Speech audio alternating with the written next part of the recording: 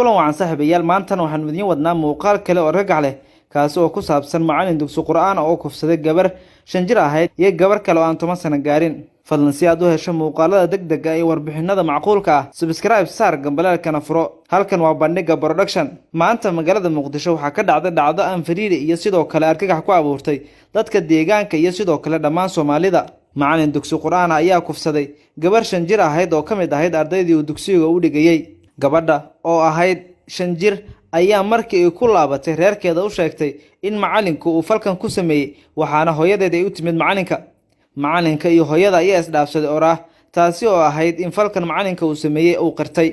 aabaha dhalay gabadha ayaa saldhigga ka soo dacweeyay waxaana goobta yimid ciidamada ammaanka ee degmada Kaaraan.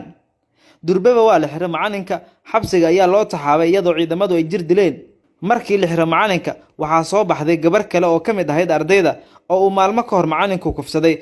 lama ogeyn gabadhaasi waxaana ay sheegtay in macallinka uu ugu hanjabay inuu garaaci doono. macallinka ayaa xilliyada ardayda uu sii deynayo wuxuu reeban jiray gabadhaas waxaana uu dhowr maalin oo ku noqdo dabadeed la ogaaday in dhaawac culus uu gabadhaas soo gaaray.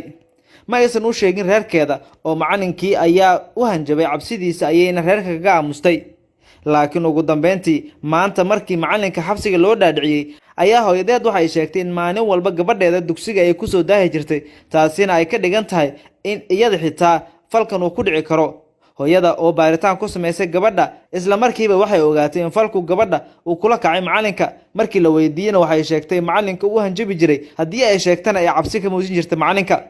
isla durbadiiba saldhigga ayay aadeen reerkaasi oo dacwo ayay gudbiyeen. macallinka ayaana lagu hayaa labada kiis. baaritaano ay sameeyeen isbitaalada ayaa lagu ogaaday isla markaana lagu xaqiijiyay in dhaawacyo ay qabaan labada gabdhood ee kamid ahaa ardayda dugsiga dhiganaysay.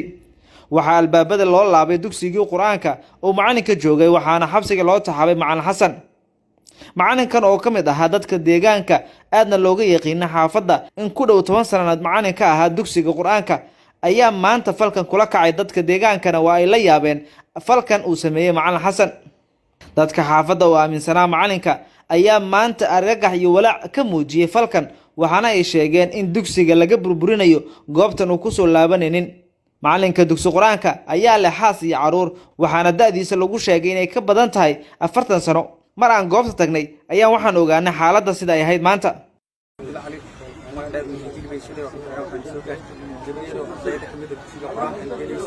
معلنك كبعدي سوق أهلي معلنك قل كحرم كده لما هم قالوا لي حتى عصير أستاذ بدينا بيرتان على قاضي معناه إن شاء الله فلكن قرن وضعنا فلكن وضعنا من تحت ساعة سوق أهلي قبلنا وحليها مركي لو قاضي قبلنا لو قبلنا كلا كيس كل صبح حليها صح وقبلنا كلا أيضا عشان ساعة سوق أهلي تعبنا يصور ونستي بالله 4 إلى 3 وايد لا ما منك دورني حط سوق مش كيس كان وحوق عي 4 ساعة مالها 4 ساعة في سوق وايد قبل فرصة سيد الواحد حقيقي معي قبل ما كيس في تدولي ملء قال لكن نوع وعديها شغله اللي هو وين كبار أو واحد فيه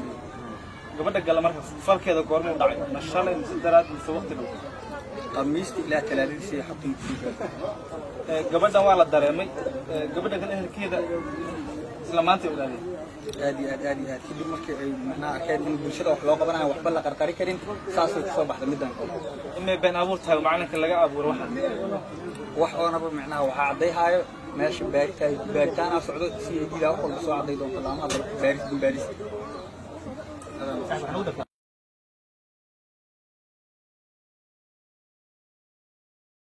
halkan ayaan soo gaarnay maanta si aan u ogaano xogta in macallin dugsi quraana uu kufsaday gabar 5 jir ah.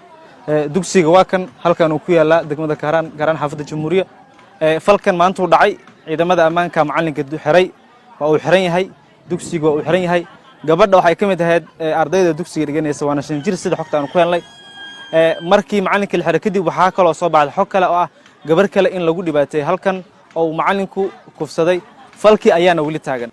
qaar kamid ehelka gabadha oo aanu ka qarin kaamirada ayaa inoo sheegay in macallinka ay dacweeyeen kadibna laamaha ammaanka Kaaraan ciidanka booliska degmadu ay yimaadeen halkan macallinkiina uu xiran yahay. warqad rafeerta ayaa loo qaaday gabadhii yareed ee 5 jirka ahayd isbitaal Madiina ayaa la geeyay xogtiina sida ayaa loo ogaaday macalinka waxa uu ka mid yahay macallimiinta deegaanka sida fiican loogu yaqiinay halkan ayuu ku faafinayay diinka arday ayuu barayay quraan laakiin falkan ayaa maanta yimid waana la xaqiijiyay gabadhuna waxay ahayd gabar 5 jir ah qaar ka mid ah dadka deegaanka oo halkan markii aanu soo gaarnay dhacdada ogaa ayaa idaacadda Banaadir u sharxaya sida wax u dhaceen quraanka dhigaysi inuu farxiyay macalinka ka bacdi soo gaarnay macalinka oo qalab ku xiran kadib laamaha amniga loogu yeeray halkaas ka shaqeeyay gabadhii leeritaan loo qaaday wixii soo dhacay macnaha insha Allah falkan goormu dhacay halkan wuxuu dhacay maanta 4 saac oo soo gaaray gabadha waxa leeyahay markii la ogaaday in gabadha la ku faray gabar kale kiiskeeda soo baxay leeyahay sax waa gabar kale ayada 5 saac ay soo gaartay saldhiga degmada kiiskaas ay ka cabanayso khamiistii ilaa arbacadii ilaa talaadadii waayahay laama amanka goorma xog soo gaartay marka kullu kiiskan wuxuu dhacay 4 saac meelahaas 4 saac ilaa soo gaaray way gabadha rafeertadeeda sidee loo xaqiijiyay in macalinka gabadhan uu kufsaday rafeertada wali ma la ogaan laakiin dhaawac waxa cadeeyay dad shaqada loo haweenka beeray oo wax fiiriyay gabadha gal marka falkeeda goorma u dhacay ma shalay mise daraad mise waqti dhow khamiiskii ilaa talaadadii xabtu soo gaaray gabadha waa la dareemay gabadha kale herkeeda isla maanta ogaadeen aad kadib markii ay macnaha akeen in bulshada wax loo qabanayo waxba la qarqari karin saasoo soo baxda midaan kale halkan waa guriga ku nool gabadhii yareed ee sida macalinka tusay quraanka annagoo ilaalinayna sharciga iyo anshaxa saxaafadda waxaanu qarinay ehelka jooga iyo magaca reerka laakiin waxay ku nooleed gabadha gurigan ay fursi ka soo aadi jirtay way ku jirtaa hadda xaaladda caafimaad waa iska roon tahay waxaana la xaqiijiyay kursi uu dhacay gabadhana waa 5 jir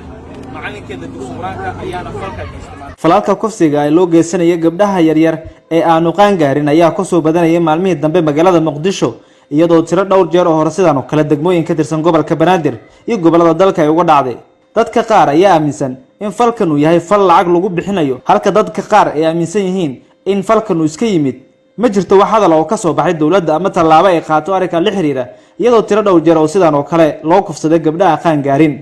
maxamed cumar maxamuud idaacadda Banaadir magaalada Muqdisho ayaa la daaladhacaysa dhibaatooyin kufsi loo geysanaya carruur aan qaan gaarin waxaana inta badan kufsigan uu ku soo laabtay Muqdisho wiilal iyo gabdho yaryar oo aanu qaan gaar ahayn ayaa falkan lagu la kacay kuwa oo macallimiin dugsi iyo kuwa kale ay la kaceen